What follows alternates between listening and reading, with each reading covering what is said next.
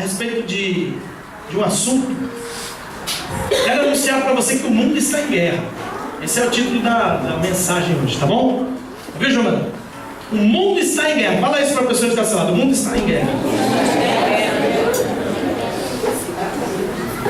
E nós estamos bem no meio dessa guerra. Eu e você, querendo ou não, estamos no meio dessa guerra. O mundo está em guerra. E nós estamos no meio dessa guerra. E o que é tremendo é que quando eu falo sobre guerra, apesar de haver guerras físicas com armamentos, né? Canhões, as armas, né? As metralhadoras, os aviões, as bombas, né? Apesar da gente ver isso pela televisão, graças a Deus não chegou aqui, não é? Nem vai chegar. Mas a gente vê lá fora o quanto que as pessoas estão sofrendo por esse tipo de guerra física, não é? A questão aí dos refugiados, a questão aí das pessoas que não tem nada a ver, não é? Não tem nada a ver, estão lá no meio, famílias, crianças, idosos, né? Pessoas, elas estão lá no meio. Elas pediram para entrar na guerra, elas querem estar na guerra, mas elas foram parar no meio da guerra, querendo ou não. O que nós precisamos entender é que o mundo está em guerra. Não uma guerra totalmente física, nós estamos aqui, né, vivendo uma terceira guerra mundial. Mas nós estamos falando de guerras como, por exemplo, guerra comercial. E você está no meio dela. As empresas estão competindo diariamente para ganhar a sua atenção. Não só a sua atenção, o seu dinheiro também. Elas estão competindo entre elas para dizer que o produto delas é melhor para você comprar o produto delas e não da outra. A gente pega isso, por exemplo, né, no mundo dos celulares, dos telemóveis. O iPhone e o Samsung, né? Aí o Ico. E o Ico quer ser melhor do que o Huawei, sei lá, que é lá do Havaí, aquilo, não é isso? Huawei. Qual que é melhor? Aí vai vir um e vai falar, eu prefiro o Ico, o outro vai falar, eu prefiro qualquer Ico. É isso aí. Qual é a marca que você prefere então das companhias de telefone? Vodafone, Ótimos, Neo, Nós. Viu? Se eu continuar com essa conversa aqui, vai sair caro. Ou seja, olha a guerra. Eu prefiro, vou falar, e é uma guerra comercial, onde as empresas e o comércio estão disputando o quê? Você está no meio dessa guerra e você nem percebeu. Você dá a sua opinião, você batalha. Se eu entrar no campo do futebol, então misericórdia. Não vou nem falar isso porque eu sei que o Porto é o melhor, né?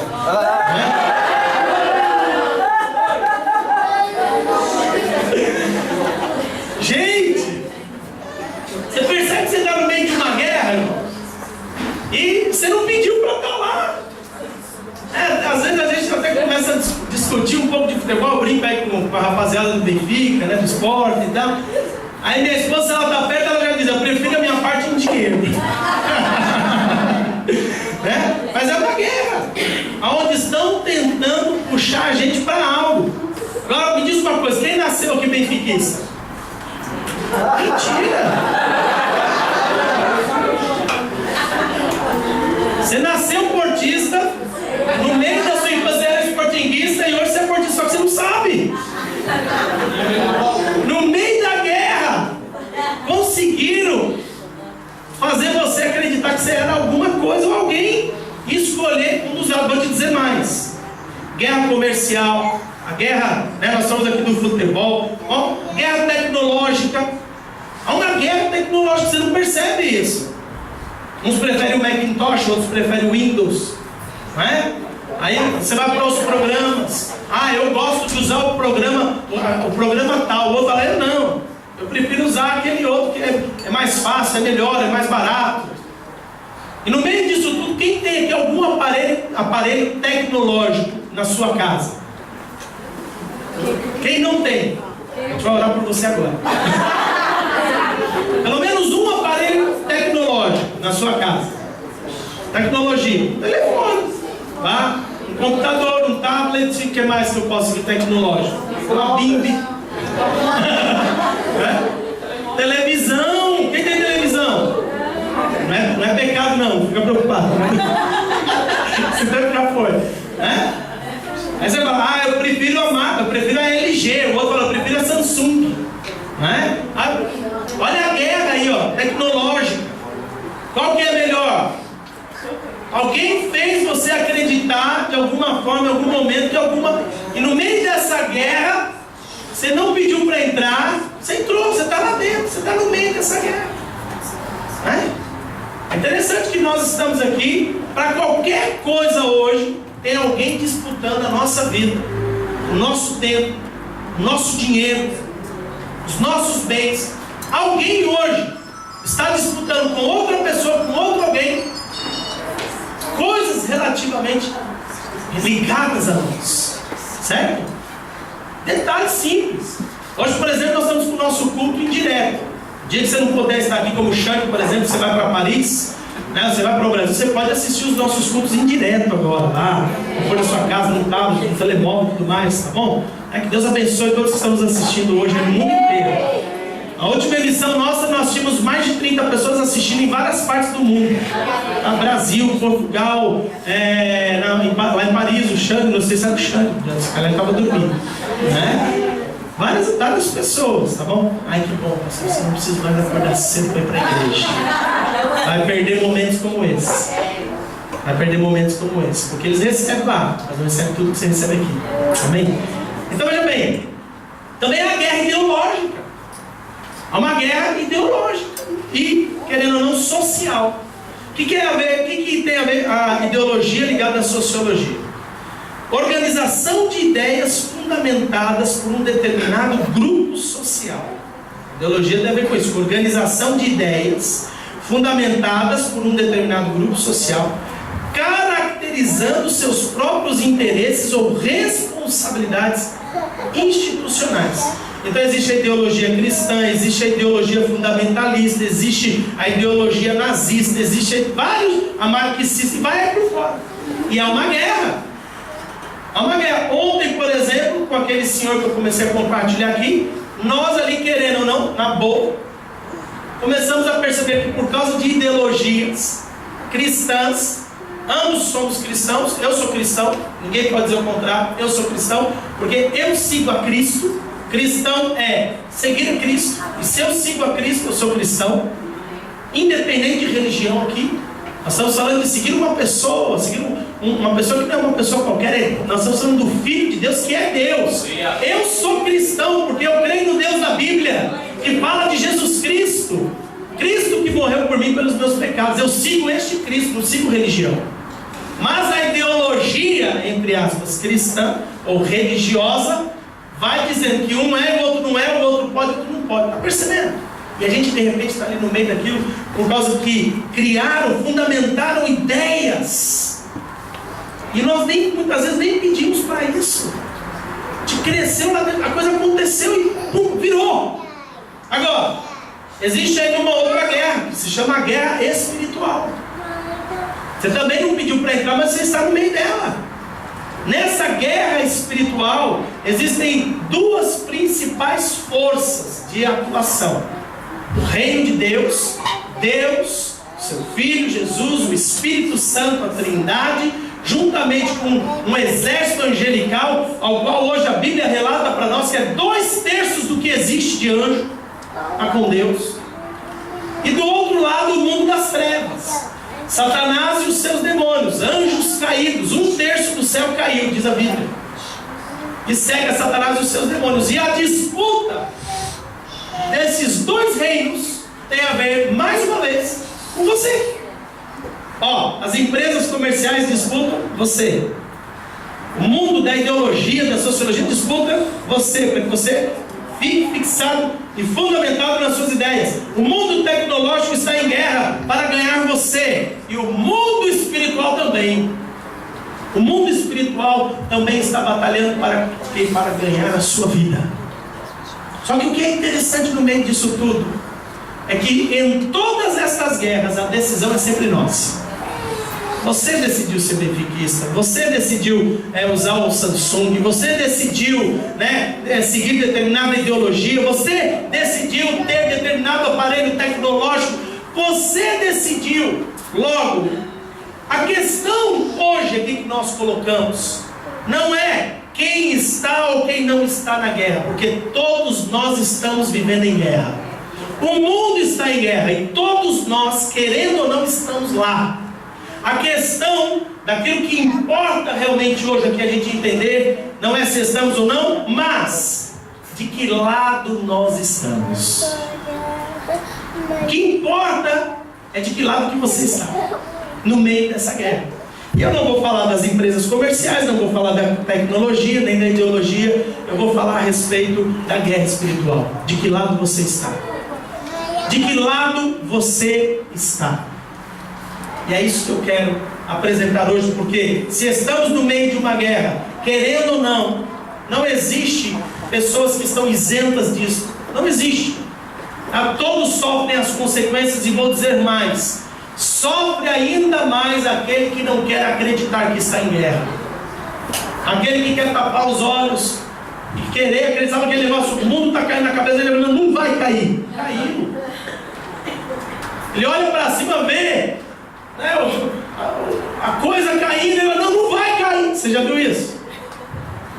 Eu me lembro de irmãos que nós fizemos, isso aqui era um quintal, nós fizemos aqui uma encenação. Eu coloquei uma bola para pegar fogo lá em cima de uma árvore aqui, né? A gente está só aqui o pedaço dela. Eu me lembro, eu vou falar isso porque ela está aqui hoje, a Isabela está aqui hoje, né? Volta para você aqui, viu, Isabela?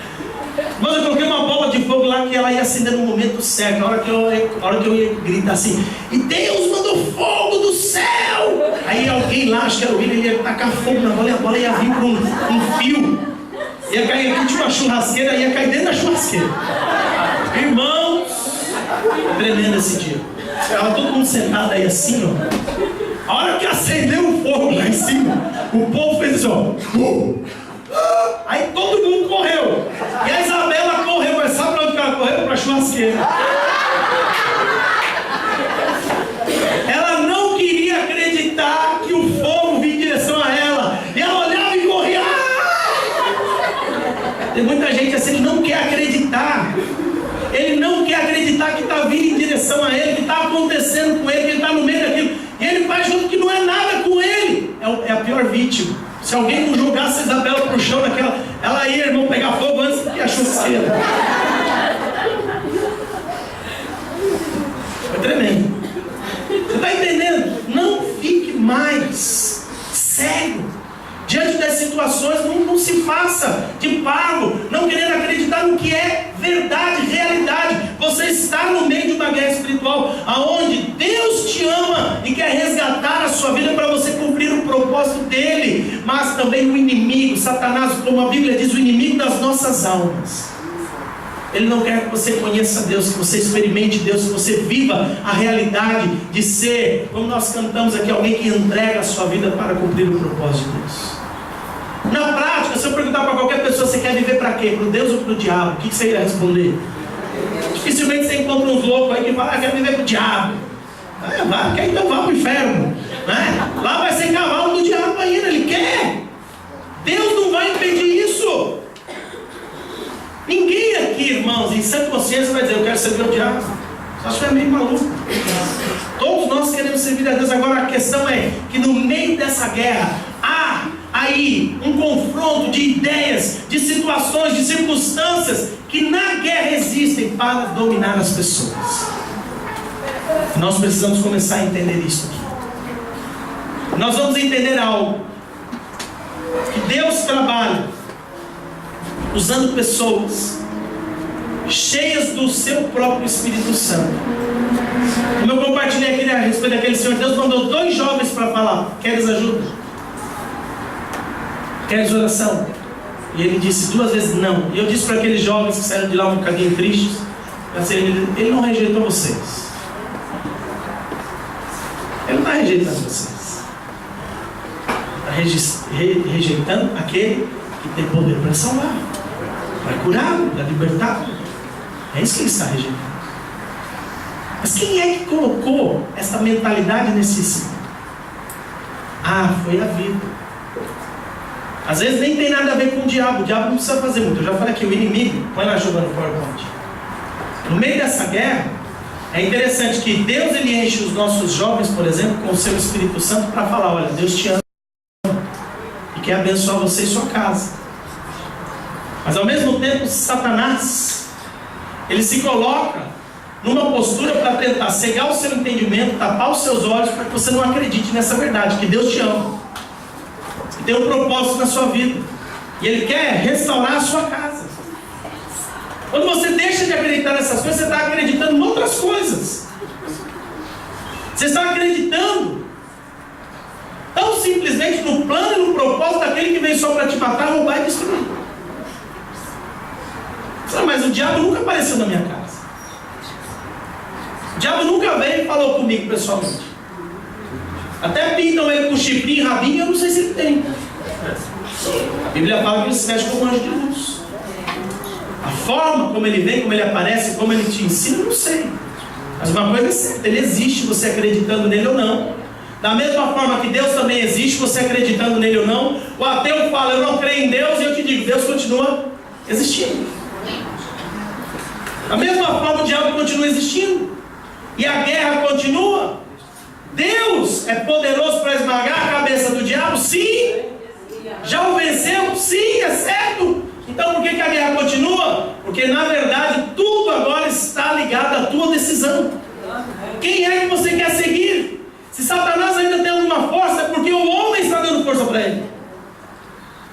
Quando nós olhamos, irmãos, a corrupção, a maldade do mundo, quando a gente vê a problemática toda, é porque o homem está decidido: não quero fazer a vontade de Deus, muito menos conhecer a palavra de Deus. É o homem que decide. Deus, ele tem poder para mudar tudo de uma vez só. Só que da mesma forma que um dia o primeiro homem tomou uma decisão de sair da sua presença, hoje cada um de nós temos que tomar uma decisão de entrar na sua presença. Fala para a pessoa que está do seu lado: eu não posso decidir por você.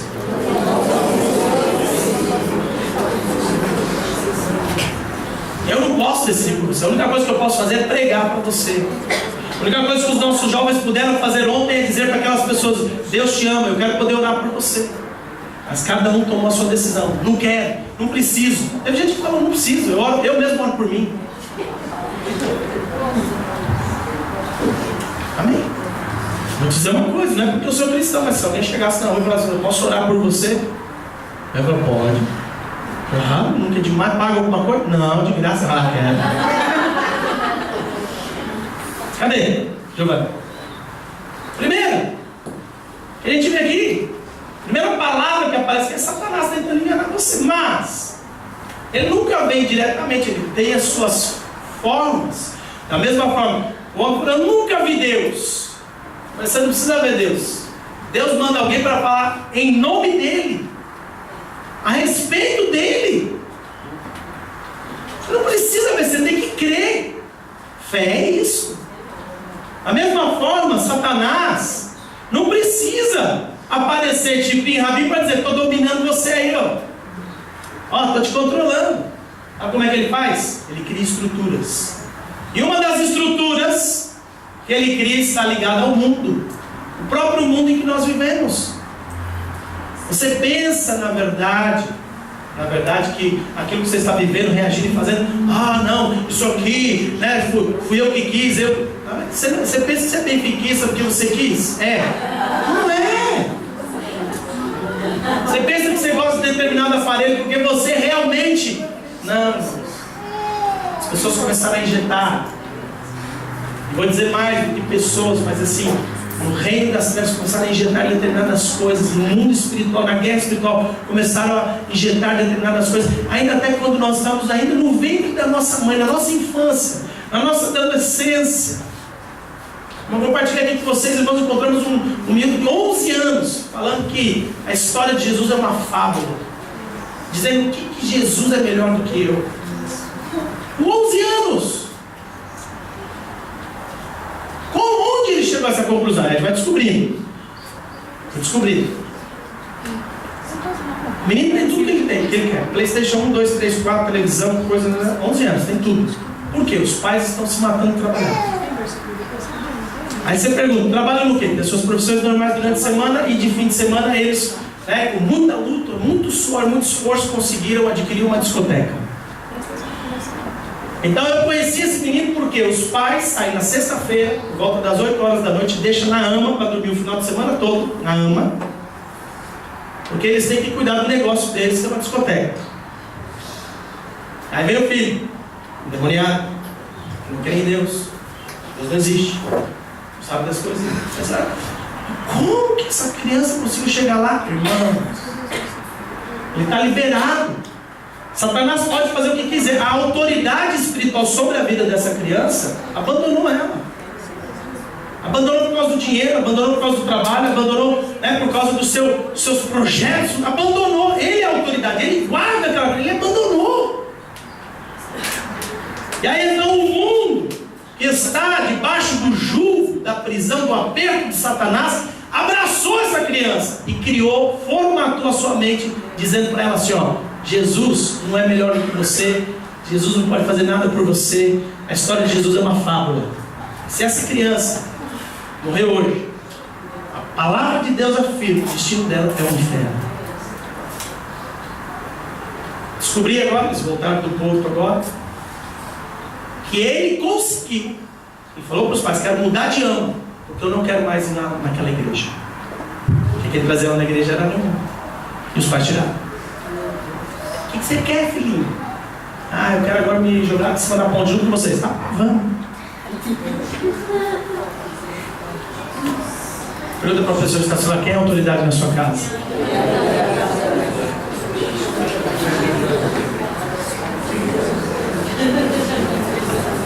Todo mundo está cheio de coisas aí, Eu quero te mostrar uma coisa do mundo. A pior coisa do mundo que nos obriga a ser aquilo que a gente nem projetou ser. Sabe o que se chama? Tradição. Quem aqui cumpre alguma tradição? Ninguém vai levantar a mão hoje. Quem comemora o Natal? Tradição. Quem celebra aniversário? Onde você aprendeu isso?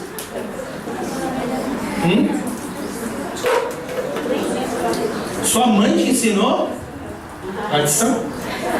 A tradição é algo que se passa. A própria palavra tradição diz, é algo que se transmite, é algo que passa. Passa de geração para geração. Percebendo? Geração a geração vai se passando. E a tradição é algo tão forte que nós, ao nascermos em algum lugar, a gente vai, ou vivendo em algum lugar, a gente vai absorvendo essa tradição. E a gente vai acreditando que aquilo é a verdade. A gente vai acreditando que é assim que realmente as coisas são e não pode ser diferente. E se você um dia tomar uma decisão de ser diferente, você está quebrando a tradição e já ninguém mais quer saber de você. Não é assim que funciona? Eu vejo quanto que esportinguista sofre dentro de casa que os pais são benfiquistas.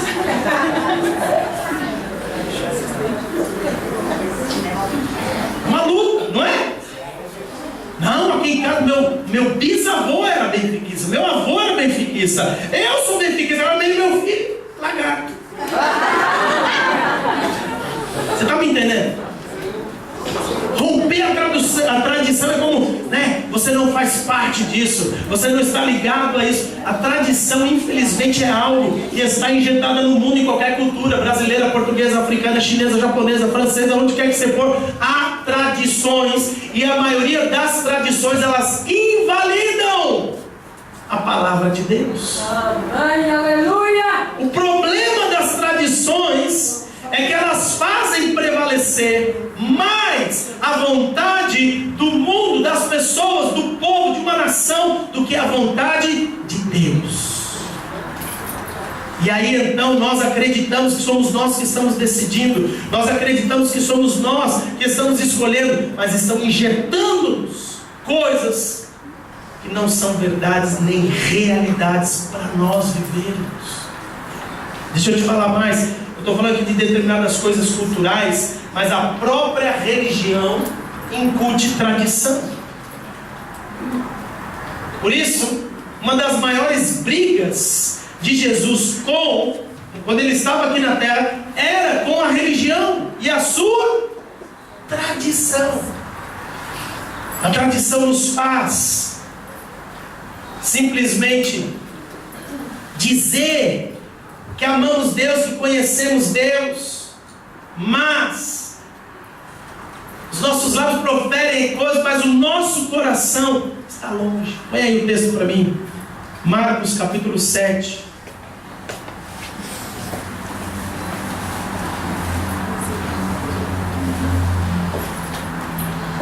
Marcos capítulo 7, versículo 5 até o versículo 9. Marcos capítulo 7, do versículo 5 até o versículo 9. Diz assim, ó: e depois perguntaram a Jesus, os fariseus e os escribas, perguntaram a Jesus: por que não andam os teus discípulos conforme a tradição dos antigos, mas comem com as mãos por lavar? Em vão, porém, me adoram ou me honram, ensinando doutrinas que são mandamentos de homens, disse Jesus. Porque deixando o mandamento de Deus, retendes a tradição dos homens, como lavar dos jarros, dos copos, e fazer muitas outras coisas semelhantes a estas. 9. E dizia-lhes: bem invalidais o mandamento de Deus, para guardardes a vossa tradição. Deixa eu ver o versículo 9. O que Jesus falou para aquele pessoal? Era coisa simples, uma perguntinha simples. Eu até brinco hoje, né, quando eu vou para dentro da correria, a gente vai, né? Vamos comer, você não vai lavar a mão? Eu não sou judeu. Questão de higiene, bem? Mas, veja bem, olha que interessante. Por que os seus discípulos não lavam as mãos antes de comer? Estavam mais preocupados com as leis, com as tradições, com as coisas. Jesus olha para os caras, religiosos, líderes. Olha, vocês estão preocupados com lavar dos jarros, dos pratos, das mãos e tudo. E aquilo que importa mesmo, que são os mandamentos, a palavra do Senhor, vocês não estão nem aí. Vocês estão invalidando a palavra, invalidando o mandamento do Senhor. Esqueci de pôr o versículo 6 aí para mim, João. Invalidando o mandamento do Senhor para guardar a sua própria tradição. Olha lá o versículo 6, olha lá o que Jesus diz. E ele respondendo diz: bem profetizou Isaías acerca de vós, hipócritas. Jesus, olha o que ele falou. O pastor não pode falar essas coisas, pega mal. Como está escrito: este povo honra-me com os lábios, mas o seu coração está longe. Em vão, porém, me adoram, me honram.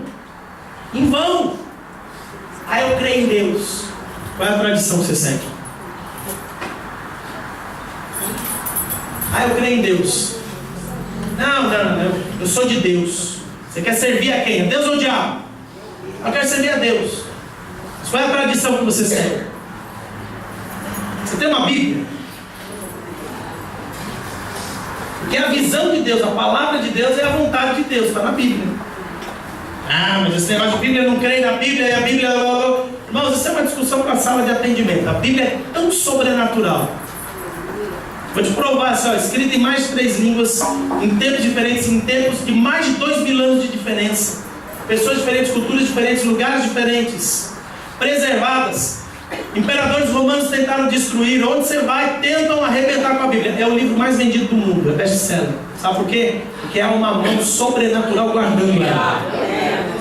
O Deus criador daquela palavra, daquela Bíblia que ele escreveu, a sua vontade, as suas leis, os seus mandamentos, ele próprio tem poder para guardá-la por gerações e no meio das multidões.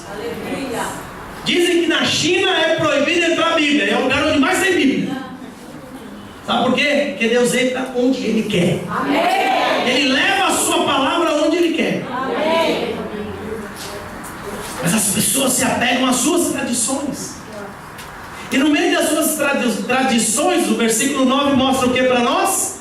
Que nós invalidamos o mandamento, ou a palavra do Senhor. Você quer servir a Deus seguindo a sua tradição? É praticamente incompatível. Eu te digo algo, eu nasci numa cultura, eu cresci dentro de uma tradição, eu vim de uma família. Deixa eu te falar uma coisa, não sei se você sabe, mas o meu pai é catarinense, minha mãe é do Rio Grande do Sul, gaúchos, como dizem, né? Se você olhar para a história do Brasil e conhecer um pouco, essa região do Brasil, Rio Grande do Sul, Santa Catarina e Paraná, um dia deram uma louca na cabeça dos caras, eles queriam deixar de ser Brasil. Eles se sentem superiores ao resto. Eu nasci em São Paulo, o único da família. Mas eles queriam se separar do Brasil porque eles se sentiam melhores. Não, nós é que somos a força. Não queremos, a gente quer deixar de ser Brasil. Vai virar o quê? Não sei. Mas queriam. Então nós estamos falando de um povo. Eu nasci dentro de uma casa com tradição. Era interessante que meu pai, ele pegava minha mãe e os 4 filhos. Eu tinha nessa altura aí 2, 3 anos de idade, não me lembro, mas eles me contam. Meu pai, cheio de tradição, pegava a mulher, os 4 filhos, ia até a porta da igreja católica, falava, pode subir, daqui 1 hora eu volto. Ia para o bar beber. Mas ele, como nasceu dentro de um lar católico, a família dele não podia deixar de ir na igreja no domingo de manhã. Tradição. Um dia isso teve que romper na vida deles. E rompeu no dia que minha mãe falou, eu não quero mais viver com bêbado. Chegou, eu vou embora dessa casa. Aí alguém falou de Jesus para ela. Nós vimos na missa todo domingo de manhã, irmãos. E alguém falou de Jesus para ela, falou assim, você vai lá na igreja, aquele pastor ora. Mas foi tremendo. Porque naquele sábado à noite, minha mãe se converteu. No dia seguinte, no domingo, pegou os 4 filhos e levou para a igreja. 6 meses depois, meu pai largou o tabaco, a bebida, voltou, foi para a igreja. E hoje os 2 são pastores. Que perto. Aos 60 anos saíram do Brasil para ser missionário aqui em Portugal também. Eu poderia ser um filho de lar frustrado, pai e mãe separados, podia ter metido nas drogas, nas porcarias todas, mas eu dou graças a Deus que quando eu tinha 3 anos, meus pais se converteram. Aceitaram Jesus e me ensinaram, sabe o quê? Não foi tradição mais dos gaúchos, tradição dos catarinenses, barbaridade, tchê. Porque lá eles são tudo assim, eles batem a volta, eles dançam, nós somos gaúchos, é macho, não é assim, nós somos gaúchos. Existe piada que diz o contrário. É anedota e vai gaúcho, só é. Alô, gaúcho, né? Mas você vai lá, nós somos tudo macho, barbaridade, tchê. Quebramos tudo isso, irmãos. Abrimos mão de ser gaúcho, paulista, catarinense, brasileiro, para ser cidadão do reino de Deus. Deixa eu te dizer algo. Se hoje, assim, eu nunca na minha vida pensei, quando eu tinha meus 15 anos, 16 anos, nunca pensei em vir para Portugal e ser pastor ou missionário, nunca. A minha vida, apesar de estar dentro da igreja, porque a própria igreja, muitas vezes, ela começa por dentro de nós, que é tradição. Ela começa, eu fui crescendo dentro de uma igreja e fui recebendo tradição. Aí um dia Deus falou assim, eu quero fazer umas coisas doidas com você, cara. Aí uma mulher bonita que é minha esposa. E eu olhei para ela e falei assim, ó, eu sou meio doido, nós vamos ter que sair fora daqui dessa terra. Ela falou assim, Deus já falou para mim, nós vamos para Portugal. Que Portugal? Nós vamos para a Europa, não é Portugal. É para Portugal que nós vamos. Amém? Vamos ver melhor. Eu não projetei estar aqui.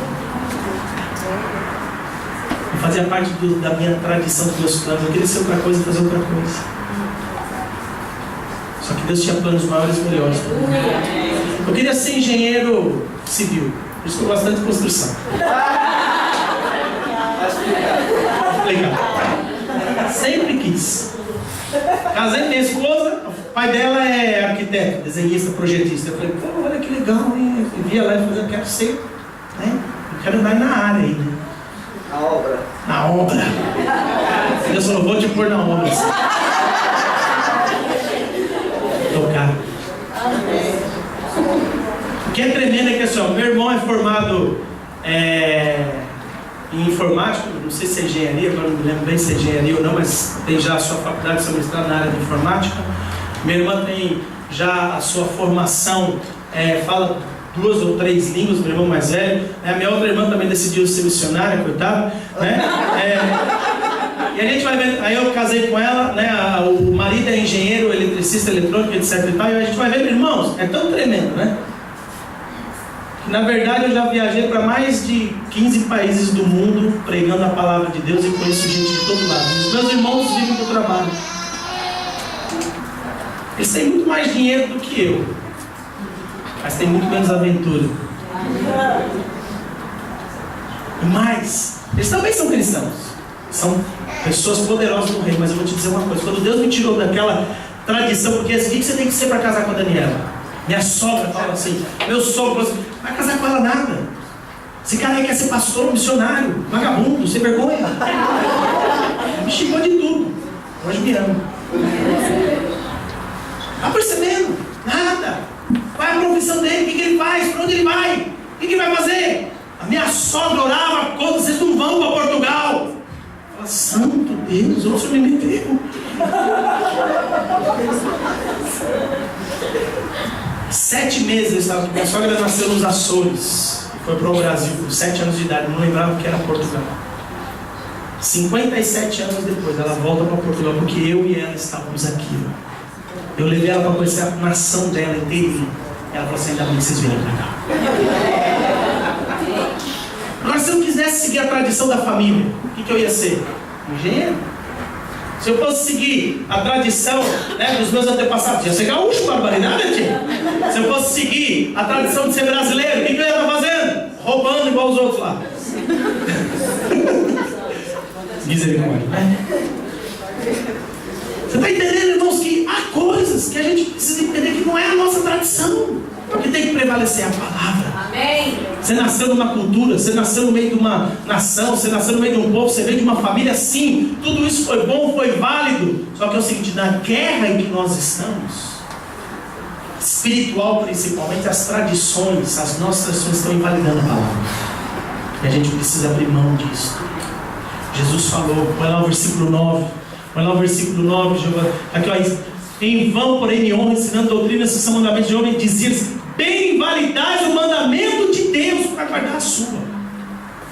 Deixa eu te dizer aqui algo, eu preciso deixar isso claro para você hoje, porque eu quero poder orar por você hoje, porque Deus quer mudar a sua história, assim como Ele mudou a minha, como Ele mudou a minha vida. Deus quer te tirar do meio da tradição, Deus quer fazer você ser vitorioso no meio dessa guerra, Deus quer levar você para um outro nível, Deus quer fazer você viver a realidade do seu plano e do seu propósito, e o seu plano e o seu propósito tem a ver com algo de Deus no seu coração, no seu interior. Isaías, capítulo 61. Isaías 61, e eu vou te dizer agora começou a mudança da sua vida. Você quer continuar igual? Eu vou te dizer uma coisa, se segura na cadeira, porque vai ser difícil continuar igual. Vai ser difícil. Isaías 61, versículo 1. Eu quero te dizer algo aqui, ó. Começou em Jesus um novo tempo. Começou em Jesus uma nova época, uma nova, né? Abriu-se um novo caminho, abriu uma nova esfera, aonde a gente deixa de ser normal. Jesus disse assim, olha aqui, ó, a palavra de Deus diz, o Espírito do Senhor está sobre mim, porque o Senhor me ungiu para pregar as boas novas aos mansos. Enviou-me a restaurar os contritos de coração, a proclamar liberdade aos cativos e a abertura de prisão aos presos. Para aí um pouquinho. Olha, vem aquelas expressões ali, ó. Proclamar liberdade cativo, abertura de prisão a preso. Isso tem a ver com o contexto de guerra? A pessoa que está sendo lá fala assim, você está no meio de uma guerra. E deixa eu te falar uma coisa, você está aqui hoje, e talvez você está precisando de libertação. Talvez você está cativo e você está precisando dessa liberdade Talvez você esteja aí, né, entendendo, minha vida está tão difícil, tudo está errado, as coisas não funcionam, eu não consigo ir para frente, eu não me sinto realizado, eu estou frustrado no casamento, eu estou frustrado na vida pessoal, eu estou frustrado em tudo, eu estou precisando de algo. Sabe o que você precisa? Você precisa que o Espírito do Senhor venha sobre você, te unja. Aí você não só vai ser liberto, mas você agora vai começar a ser um libertador. No meio dessa guerra você vai deixar de ser vítima. O governo, a pessoa, o meu passado, o que me aconteceu, o patrão, os empresários, todo mundo é culpado. Presta atenção, toma a rédea da tua vida. Aleluia. Toma a rédea da tua vida. Entenda algo, é você que vai começar a decidir o teu futuro e é agora. Toma a rédea da tua vida e fala: minha vida a partir de agora vai ser diferente. Só que eu vou te dizer essa uma coisa: sozinho vai ser diferente para pior. Agora, quando você começar a entender que Jesus pode tomar o controle, veja bem, quando você toma a rédea, tá vendo? Fala assim: ó, agora quem vai decidir minha vida sou eu.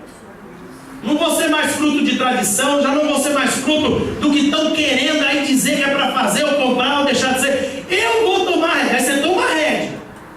Aí você fala assim: ó, agora que eu tomei a rédea, Jesus pode avançar do jeito que o Senhor quer.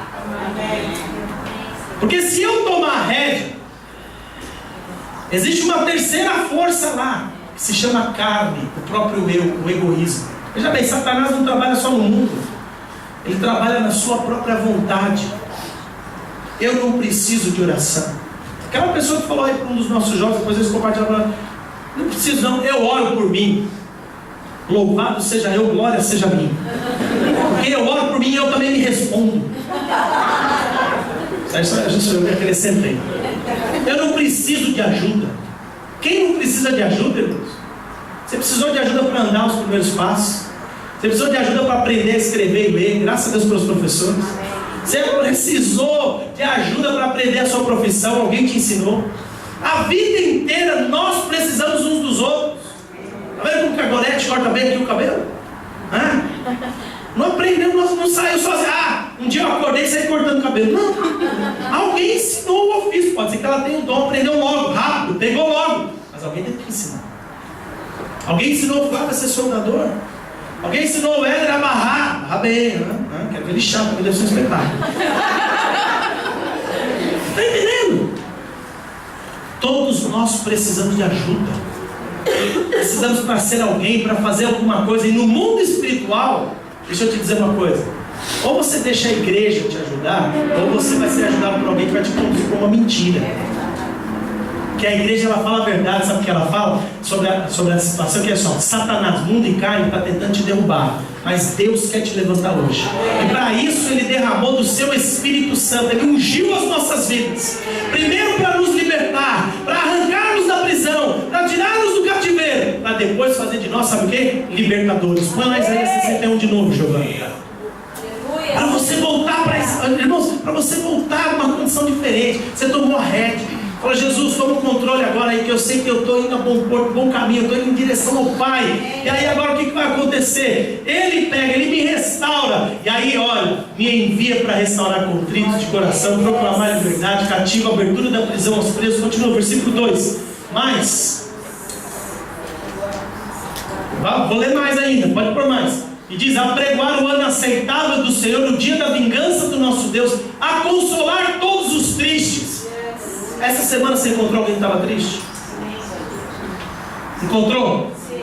Deus vai começar a te usar para consolar os tristes. Mais, versículo 3. Diz mais. 3.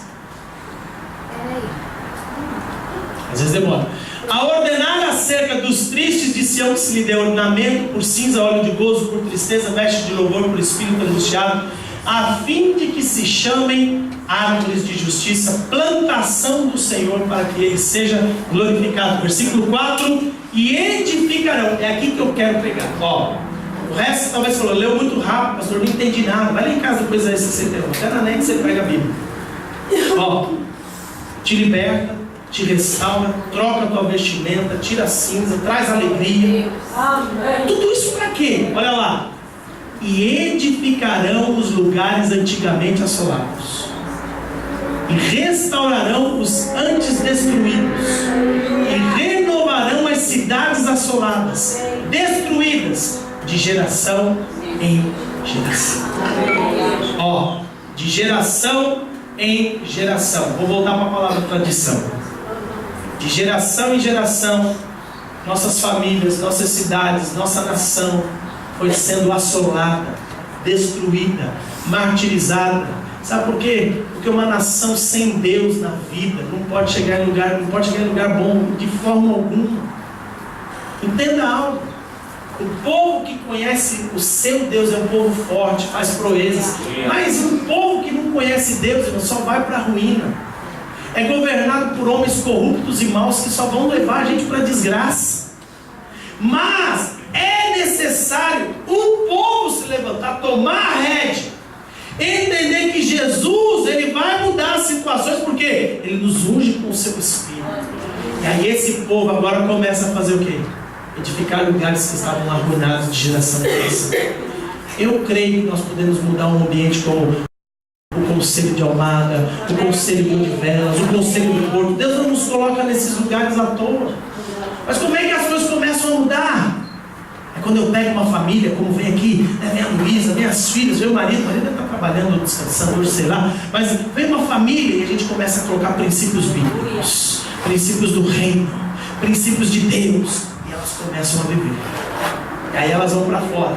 E aí chega lá na escola. Lá na escola elas não vivem marxismo. Lá na escola elas não vão viver comunismo. Lá na escola elas não vão viver ideologias mundanas que não restauram e não fazem nada para ninguém. Elas vão viver, sabe o quê? Palavra de Deus. E aí então o amigo, ele fala, vamos enganar, vamos roubar, vamos fazer diferente, vamos. E ela fala, não, eu tenho princípios. Aí a esposa, o marido vai para um trabalho e eles chegam lá e vão encontrar pessoas que roubam o patrão, que enganam, que mentem, que fazem, que desfazem. Mas eles chegam lá e falam de princípios. Princípios da palavra. Estou falando de uma família. Quantas famílias tem aqui hoje? Você já parou para pensar se só nós, aqui ó, só nós tomamos uma decisão de viver intensamente isso aqui ó. Restaurar lugares, renovar cidades que foram destruídas de geração em geração. Só nós decidimos. Já vai começar a haver uma grande revolução. Ah, mas como é que eu vou mudar? Oração.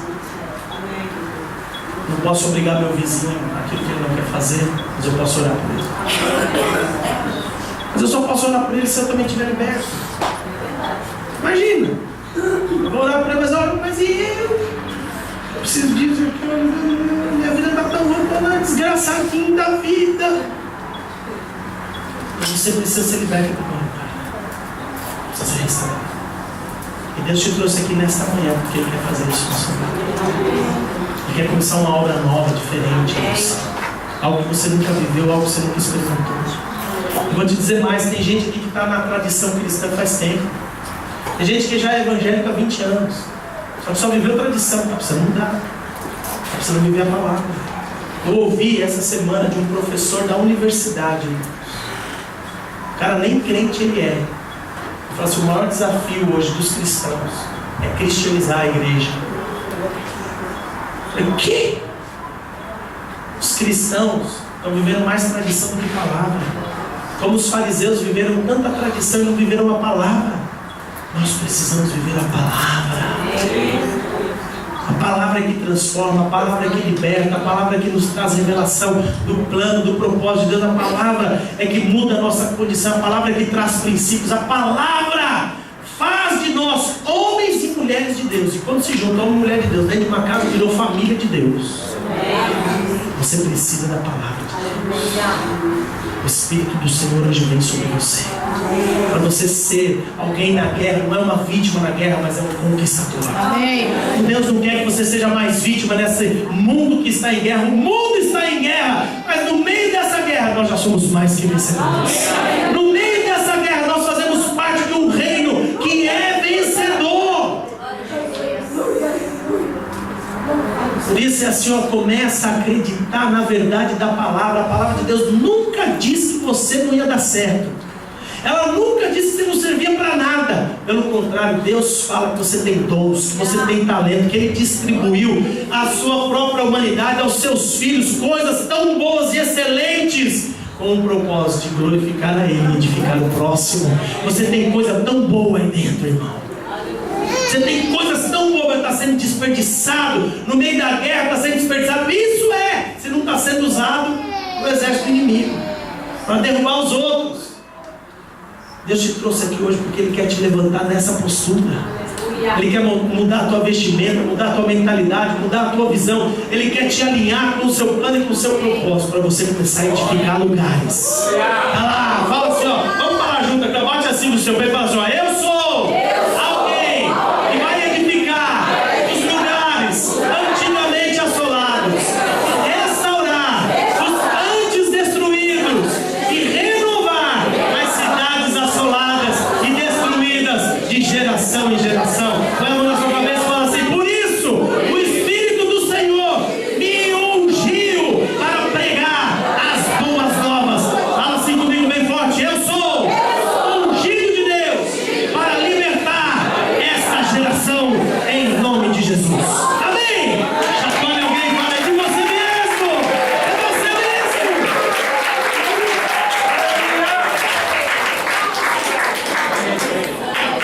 É hoje que você sai daqui diferente. É hoje que você sai daqui com uma nova postura. É hoje que você sai daqui com as rédeas da tua vida aqui, ó, nas tuas mãos. E a partir daqui você entrega para quem você quiser. A partir daqui você fala: Jesus, tu pode ser o Senhor da minha vida. Eu pode falar: não, continuo sendo eu. Pode, Deus deixa. Mas eu te dou aqui o meu conselho: Jesus é melhor do que você. Jesus é melhor que você. Ele pode ir muito mais longe do que você. Ele é muito mais criativo do que você. Você é criativo, mas Ele é muito mais do que você. Você é cheio de boas ideias e boas intenções, mas Deus tem muito mais boas ideias e boas intenções a teu respeito do que você mesmo pode ter. Por isso assim, vale a pena entregar a vida para Jesus. Eu entreguei a minha. A minha casa serve ao Senhor. Nós somos alegres, nós somos felizes, nós somos juntos, nós estamos conquistando juntos. E vou dizer uma coisa: acha que eu estou frustrado por não ser engenheiro? Acha mesmo? Estou construindo a mesma.